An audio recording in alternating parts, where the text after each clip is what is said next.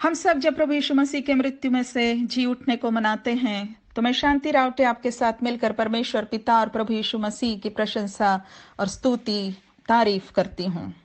प्रभु यीशु मसीह अपनी मृत्यु के बाद तीसरे दिन जी उठा, यह एक ऐतिहासिक सच्चाई है। आज से लगभग 2000 वर्ष पहले फलस्तीन देश के यरूशलेम शहर के बाहर एक बारी में, जहां चट्टान में खोदी गई कब्र में यीशु के मृतदेह को गाड़ा गया था, वहीं से वो जी उठा। परमेश्वर का वचन बाइबल हमें इसकी आवश्यक जानकारी देता है कि अपनी मृत्यु के बाद तीसरे दिन यीशु जी उठा। यीशु का पुनरुत्थान हो गया।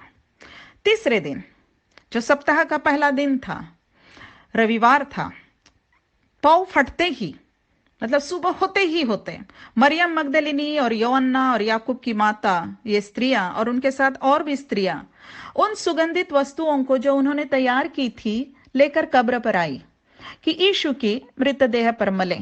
ये यहूदी रीति हुआ करती थी, ऐसा किया जाता था।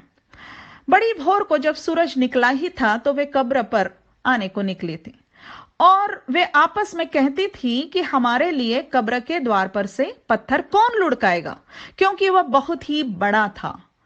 और मत्ती रचित सुसमाचार हमें यह भी बताता है कि जो प्रधान याजक थे और फरीसी लोग थे, जो यीशु के विरोधी थे, उन्होंने पिलातुस रोमी हाकिम के पास जाकर उसकी आज्ञा प्राप्त करते हुए इस कब्र पर पहरा बिठा दिया था और कब्र के पत्थर पर मुहर भी लगा दी थी, इसलिए ताकि ये पूरी रीति से सुरक्षित हो जाए, ताकि ऐसा ना हो कि यीशु के चेले आकर उसकी देह चुरा कर ले जाएं।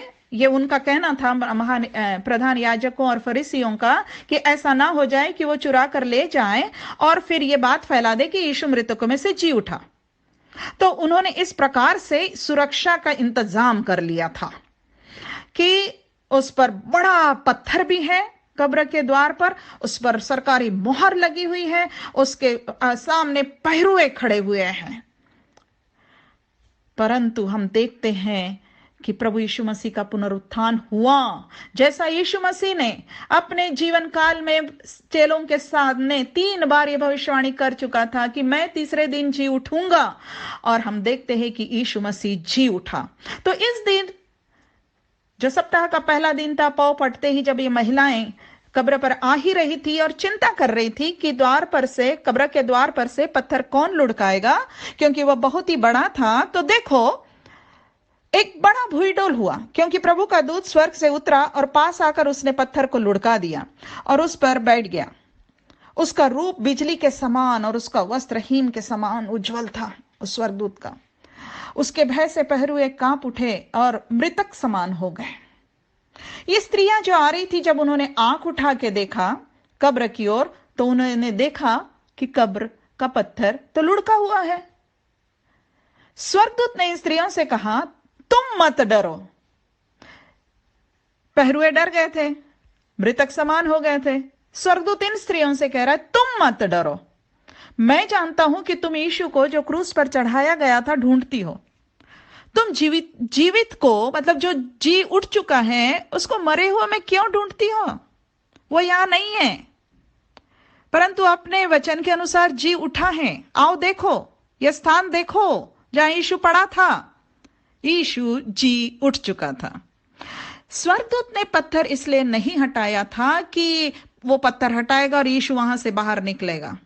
स्वर्गदूत यीशु के पुनरुत्थान के बाद आकर पत्थर इसलिए हटाया था कि अब आने वाले लोग ये देख ले कि यीशु की कब्र खाली है, यीशु जी उठा है। बाइबल में चारों सुसमाचारों में हमें लिखा हुआ मिलता है, 2 बातें मिलती है एक साथ, कि यीशु जी उठा है और उसको देखा गया। यीशु जी उठा और दिखाई दिया। बाद में पतरस हमें बताता है कि यीशु को परमेश्वर ने तीसरे दिन जिलाया और प्रकट भी कर दिया, मतलब लोगों के सामने दिखा भी दिया, लेकिन सब लोगों को नहीं, वरन उन लोगों को, उन गवाहों को जिन्हें परमेश्वर ने पहले से चुन लिया था। परमेश्वर को भला लगा कि केवल उन गवाहों को ये देखने मिले कि यीशु मसीह जी उठा है। और वो जो प्रेरित और चुने हुए चेले थे, उन लोगों ने बाद में औरों को बताया कि यीशु मसीह जी उठा है। पतरस कहता है कि हम गवाहों को, जिन्हें परमेश्वर ने पहले से चुन लिया था, उन पर प्रभु यीशु मसीह को प्रकट किया गया कि वो जी उठा है। और हमने, वो कहता है कि उसके मरे हुए में से जी उठने के साथ उसके साथ खाया पिया। यूहन्ना लिखता है कि बहुत से चिन्ह चेलों के सामने प्रभु यीशु मसीह ने दिखाए। लूका प्रेरितों के काम के आरंभ में लिखता है कि जब यीशु मसीह चेलों को दिखाई देता था, इन 40 दिनों में जो उनको दिखाई देता था जी उठने के बाद के, तो उन्हें परमेश्वर के राज्य के बातों की शिक्षा देता रहा। 40 दिन तक यीशु दिखाई देता रहा उनको। और हम देखते हैं कि वचन में यह भी लिखा है कि ना केवल वो कुछ एक जन को दिखा, जैसे मरियम मगदलिनी को या पतरस को या केवल 11 चेलों को या कभी उससे ज्यादा लोगों को, लेकिन एक बार तो पूरे 500 से अधिक लोगों को दिखाई देता रहा यीशु, और सिखाता रहा और उनके सामने चिन्ह भी करता रहा। और 40 दिन के बाद जैतून नामक पहाड़ जो यरूशलेम के बाहर है, वहां से उन्हीं चेलों के देखते देखते ऊपर उठा लिया गया। यीशु का पुनरुत्थान हो चुका था। अपनी मृत्यु के बाद तीसरे दिन यीशु मसीह जी उठा। यीशु मसीह का पुनरुत्थान बाकी पुनरुत्थान के समान नहीं था। बाकी लोग जो मृत्यु में से उठे थे, जैसे कि यीशु मसीह ने स्वयं जो जिलाया था, 12 वर्ष की एक कन्या जो याईर की कन्या थी, उसको जिलाया था। कुछ ही देर बाद उसकी मृत्यु के, 12 साल की थी वो। एक नाइन नगर का एक जवान था, जब उसकी अर्थी लेके जा रहे थे तो अर्थी को छुआ और वो जिंदा हो गया था। लाजर तो 4 दिन हो गए थे कब्र में रखे हुए, उस लाजर को प्रभु यीशु मसीह ने जिंदा किया। लेकिन ये जो जिंदा हुए थे, उनका जिक्र यही है कि वो जिंदा हुए थे, उन्होंने कुछ जीवन बिताया और इतिहास में वो कहीं अपने अपने समय पर उनकी मृत्यु हो गई। इसलिए पवित्र शास्त्र बाइबल में लिखा गया है कि सचमुच मसीह यीशु मुर्दों में से जी उठा है, और मसीह यीशु मरे हुए में से जी उठकर फिर मरने का नहीं। और इस प्रकार से प्रभु यीशु मसीह का जी उठना, पुनरुत्थान, बाकी पुनरुत्थानों से अलग था। अब उस पर फिर मृत्यु की प्रभुता नहीं होगी। और इसीलिए कहा गया है कि प्रभु यीशु मसीह, ये जो नया पुनरुत्थान यीशु मसीह के द्वारा आरंभ हो गया है, कि जो यीशु मसीह पर विश्वास करते वो जिलाए जाएंगे, या सभी जिलाए जाएंगे। वैसे तो कुछ अनंत मृत्यु दंड के लिए, और जो यीशु पर विश्वास करते हैं वो अनंत जीवन के लिए।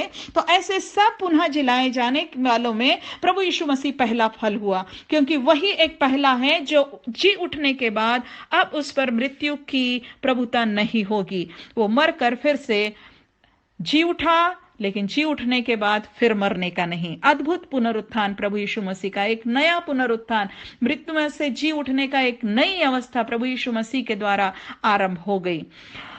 यहां पर हमें यह भी देखने मिलता है कि प्रभु यीशु मसीह की जो देह थी पुनरुत्थान के बाद, वो वैसी देह नहीं थी जो पहले के समान नहीं थी। लेकिन एक और हम ये भी देखते हैं कि वो पहले के समान भी थी। पहले के समान नहीं थी, पहले के समान थी। क्या बोल रहे हैं हम वचन में ये जो पुनरुत्थान है, जो प्रभु यीशु मसीह के द्वारा शुरू हुआ, इसके बारे में पढ़ते हैं। और 1 कुरिन्थियों 15 अध्याय में हमें वर्णन मिलता है इस पुनरुत्थान का। तो वहां लिखा गया है कि शरीर नाशमान दशा में बोया जाता है, मतलब मरणहार शरीर बोया जाता है, मतलब मरने के बाद उसी दशा में गाड़ा जाता है। परंतु जब इस पुनरुत्थान के तहत जो यीशु ने शुरू किया, जब पुनः जिलाया जाता है तो अविनाशी रूप में जिलाया जाता है, मतलब फिर मरने का नहीं। तो यीशु मसीह जी उठने के बाद केवल आत्मा नहीं था कि बस ऐसा धुआं या कुछ हवा दिखी, ऐसा महसूस हुआ। वो एक देह थी, लेकिन वो जो देह थी, जो ऐसी देह थी, वो जो पहले के समान थी भी, लेकिन पहले के समान नहीं भी थी। पहले के समान कैसे नहीं थी? हम देखते हैं कि जब प्रभु यीशु मसीह जी उठा तो कब्र खाली थी, लेकिन कब्र में उसके कपड़े पड़े हुए दिखाई दिए। वो अंगोछा जो उसके सिर पर बंधा था वो दिखाई दिया, वह कपड़ों के साथ नहीं अलग रखा हुआ था। लाजर को याद करो, जब वो लाजर जिंदा होकर कब्र से निकला तो वो अपने कफन से लपटा हुआ था और वो खुद नहीं खुल सकता था। उसके हाथ पैर मुंह सब बंधा हुआ था और यीशु मसीह ने कहा था कि इसको खोल कर जाने दो। लेकिन हम यहां देखते हैं कि प्रभु यीशु मसीह के कपड़े ऐसे पड़े हैं कि जैसे ऐसे अच्छे से रखे गए हैं कि यीशु मसीह उसमें से जीवित होकर निकल गया। तो पहले के समान उसकी देह नहीं थी, उसकी देह लाजर की उस देह के समान नहीं थी जो लाजर जिंदा हुआ था। ये एक अद्भुत पुनरुत्थान प्रभु यीशु मसीह के पुनरुत्थान से शुरू हो गया था। और हम ये देखते हैं कि जब यीशु मसीह चेलों के पास उनको अपना दर्शन देने के लिए आया, उनको मिलने के लिए आया अपने जी उठने के बाद, तो चेले जिस कमरे में थे वहां के द्वार बंद थे। तब यीशु आया और उनके बीच खड़ा हुआ। इसका मतलब है ये ऐसी देह थी जो बंद दरवाजे से भी अंदर जा सकती थी। ऐसी अद्भुत अविनाशी देह। लेकिन ये देह पहले के समान भी थी। हमने कहा कैसे थी? जब यीशु मसीह अंदर आया और चेलों के बीच खड़ा हुआ तो चेलों को वो ये कहकर उसने अपना हाथ और पंजर उनको दिखाया कि देखो मेरे हाथ और मेरे पांव को देखो, मैं वही हूं। मेरे हाथ के जो कीलों के छेद है उसको देखो, मेरे छाती में जो भाला भोंका गया था अंत में उसको देखो, वो वहां निशान है, वो घाव है। चेले समझे थे कि हम किसी भूत को देख रहे हैं। यीशु मसीह उनको निश्चित करना चाहता था कि नहीं, देखो मैं वही हूं, क्योंकि आत्मा के हड्डी और मांस नहीं होता। यीशु उनसे कह रहा था जैसा मुझ में देखते हो। ये कहकर उसने उन्हें अपना हाथ और पांव दिखाए। उसने दिखाया, मतलब ये देह के चिन्ह के अनुसार वो वही देह थी, वो दिख रहा था।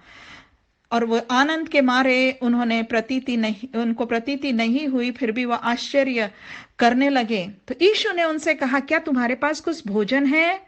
यीशु उनका ध्यान बटाना चाहता था इस ओर कि वो ये ध्यान दे कि हाँ वो होशो हवास में देख रहे हैं। तो कहता है कुछ खाने को है, तो भुनी मछली का टुकड़ा उन्होंने उसे दिया और लिखा है कि यीशु ने उनसे लेकर उनके सामने खाया। अब सोचो, जब यीशु ने वो लिया होगा और खाया होगा, उसके हाथ उनको दिखते रहे होंगे और वो हाथ को देखकर कि ये वही हाथ है जो क्रूस पर कीलों से ठोके गए थे, उनको निश्चय हो गया होगा कि ये वही यीशु है। यीशु उनके सामने उसने मछली का टुकड़ा खाया। जब यीशु मसीह यहाँ पर चेलों के सामने उनको दिखाई दिया, ये उसी दिन शाम की बात है जब प्रभु यीशु मसीह का पुनरुत्थान हो चुका था। उस शाम जब यीशु मसीह उनके बीच में आया तो थोमा नामक एक चेला उनके साथ नहीं था। जब अन्य चेलों ने उसे बताया उसके आने पर कि हमने प्रभु को देखा है, तब उसने उनसे कहा, जब तक मैं उसके हाथों में कीलों के छेद ना देख लूं और उसके कीलों के छेद में अपनी उंगली ना डाल लूं और उसके पंजर में, मतलब उसके छाती में जो घाव हुआ था भाला बेधने से, अपना हाथ ना डाल लूं, तब तक मैं विश्वास नहीं करूंगा कि वो वही है। ये उसने कह दिया, चेलों के सामने कह दिया। अब हुआ ये, लिखा है कि 8 दिन के बाद जब उसके चेले, यीशु के चेले घर के भीतर थे और थोमा भी उनके साथ था, द्वार बंद थे, फिर से यीशु ने आकर उनके बीच में खड़ा होगा और खड़ा होकर आकर कहा, तुम्हें शांति मिले। तब यीशु ने थोमा से कहा, अपनी उंगली यहां लाकर मेरे हाथों को देख और अपना हाथ लाकर मेरे पंजर में डाल और अविश्वासी नहीं परंतु विश्वासी हो। ये सुन थोमा ने उत्तर दिया, सुनकर ही उत्तर दिया, हे मेरे प्रभु, हे मेरे परमेश्वर। यहां पर थोमा ने यीशु से ये बात सुनी। क्या सुनी? कि यीशु उसको वही करने के लिए कह रहा था जो बात उसने आज से 8 दिन पहले उन चेलों से कही थी कि मैं उसके हाथों में कीलों के छेद ना देख लूं और कीलों के छेद में उंगली ना डाल लूं, उसके पंजर में अपना हाथ ना डाल लूं, तब तक प्रतीति नहीं करूंगा। और यहां पर वो सुन रहा था कि मेरे ही शब्द प्रभु यीशु मसीह कह रहा है और मुझसे कह रहा है, अपनी उंगली लाकर मेरे हाथों में डाल, मेरे अपना हाथ मेरे पंजर में डाल। ये सुनकर ही थोमा को विश्वास हो गया, उसको विश्वास हो गया ये वही प्रभु है, वो वही प्रभु है, जी उठा है, वो वही प्रभु है जो लोगों के अंतःकरण के अंदर की बातें जान लेता था। और जब लोग प्रश्न करते थे तो ऐसे उत्तर देता था कि उस बोले गए प्रश्न का नहीं, लेकिन उनके अंतःकरण की बात का उत्तर होता था। थोमस समझ गया ये मेरा ही प्रभु है, और वो केवल प्रभु नहीं, अब कहता है मेरे प्रभु है, मेरे परमेश्वर। यीशु ने उससे कहा तूने मुझे देखकर विश्वास किया है। यीशु ने उससे कहा तूने मुझे देखकर विश्वास किया है। कभी कभी शायद हमें भी लगे कि थोमा ने ऐसे कहा था, बिना देखे, ऐसा बिना उंगली डाले या बिना हाथ डाले मैं विश्वास नहीं करूंगा। तो हमको भी प्रभु यीशु मसीह, हम भी चाहते हैं ऐसे ही हमको भी दिखाई दे। लेकिन ध्यान दो, यहाँ सुनो, यीशु मसीह थोमा को क्या कह रहा है। एक प्रकार से उसको एक प्यार भरी डांट भी दे रहा है, और हमारे लिए एक बहुत बड़ी बात बोल रहा है। वो ये कह रहा है कि तूने तो मुझे देखकर विश्वास किया, धन्य वे हैं जिन्होंने बिना देखे विश्वास किया।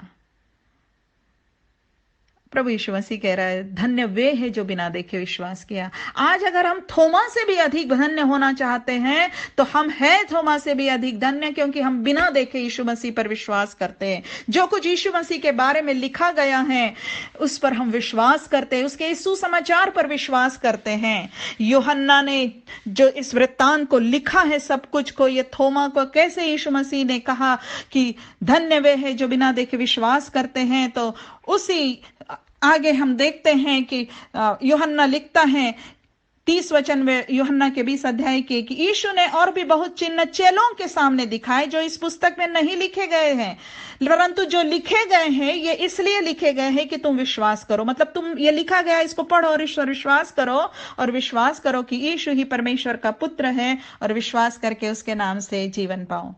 बिना देखे विश्वास करने से अनंत जीवन मिल जाता है।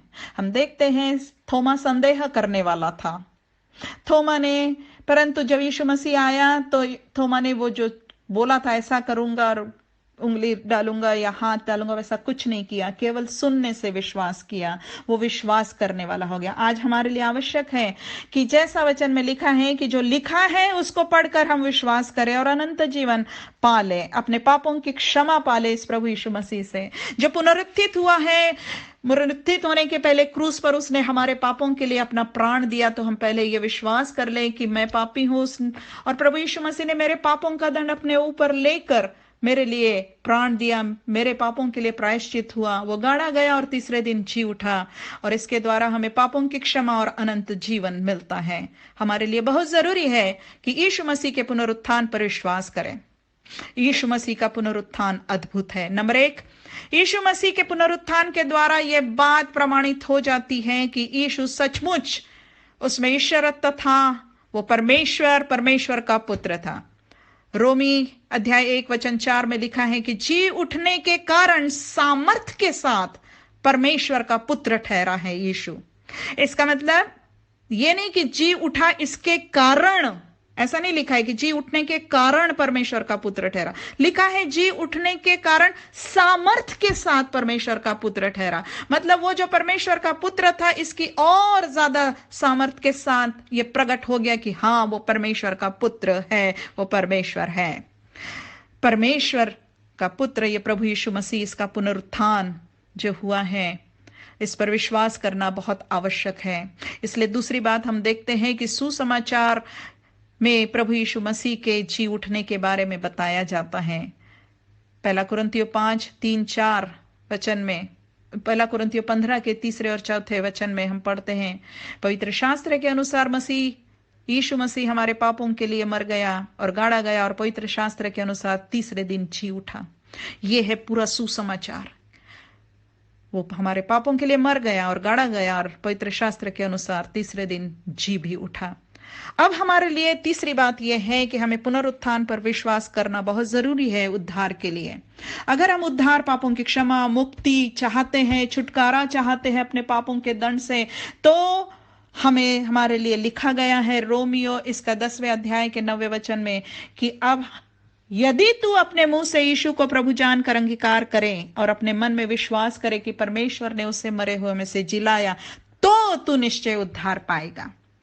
हमें विश्वास करना है कि यीशु मसीह को परमेश्वर ने मरे हुए में से जिलाया, तो ही हमारे पापों की क्षमा होती है। और चौथी बात यह है कि प्रभु यीशु मसीह पर जब हम ऐसा विश्वास करने के द्वारा उद्धार, पापों की क्षमा पा लेते हैं, उस दंड से छुटकारा पा लेते हैं, दंड की आज्ञा फिर हम पर नहीं होती। अब हम भविष्य में प्रभु यीशु मसीह में पुनः हम भी जीवित होंगे। भले ही हम मर जाए, जैसे भी मर जाए, जिस बीमारी से मर जाए, अपघात से मर जाए, कोई विरोध करके हमको मार दें, लेकिन यीशु मसीह का पुनरुत्थान हम विश्वासियों के लिए अनंत जीवन के लिए पुनरुत्थान की गारंटी है। वचन कहता है हम विश्वास करते हैं। लिखने वाला पौलुस है, पहला कुरिन्थियों का चौथा अध्याय 13-14 वचन में वो कहता है हम विश्वास करते हैं, इसीलिए बोलते हैं। उन लोगों ने विश्वास कर लिया था, उन्होंने यीशु के जी उठने को जो देखा था कि जीवित हो चुका है प्रभु यीशु मसीह, उस पर विश्वास कर लिया था। विश्वास करते इसलिए बोलते हैं। वो कहता है क्योंकि हम जानते हैं कि जिसने प्रभु यीशु को जिलाया वो हमें भी यीशु में भागी जानकर जिलाएगा। किसने जिलाया प्रभु यीशु मसीह को? परमेश्वर ने जिलाया, और प्रभु यीशु मसीह जी उठा, और हम विश्वास के द्वारा यीशु में भागी हो जाते हैं, यीशु के हो जाते हैं, यीशु के विश्वासी हो जाते हैं। तो यीशु मसीह में विश्वासी हो जाने के द्वारा परमेश्वर हमें भी जिलाएगा, और वह हमारा जिलाया जाना वो अनंत जीवन के लिए जिलाया जाना होगा। वैसे तो सभी मनुष्य इस विश्व के जिलाए जाएंगे, लेकिन जो यीशु मसीह पर विश्वास नहीं करते वो अनंत दंड के लिए, नरक में जाने के लिए जिलाए जाएंगे। हम आज प्रभु यीशु मसीह पर विश्वास कर लें, आज हम यीशु मसीह को ग्रहण कर ले अपना प्रभु कहकर। दो बातें हैं, प्रभु कहना है अपने मुंह से, उसको अंगीकार करना है, और दिल में विश्वास करना है कि परमेश्वर ने इसको मरे हुए में से जिलाया। आपके लिए प्रभु यीशु मसीह के इस पुनरुत्थान के द्वारा उद्धार का संदेश है, अनंत जीवन के लिए पुनः जी उठने का संदेश है। यही है एक जीवित आशा जो प्रभु में है। आज हम प्रभु का धन्यवाद करते हुए, स्तुति प्रशंसा करते हुए, जबकि हम उसके जी उठने की याद करते हैं, हम अपने लिए भी अपना पुनरुत्थान निश्चित कर ले कि हम यीशु मसीह में भागी होकर, मतलब विश्वास के द्वारा उसको अपना प्रभु ग्रहण करते हुए हम भी अनंत जीवन के लिए उठाए जाएंगे। प्रभु हम सबको उस अनंत जीवन के लिए होने वाले पुनरुत्थान के भागी बनाए, प्रभु यीशु मसीह के द्वारा। आमीन।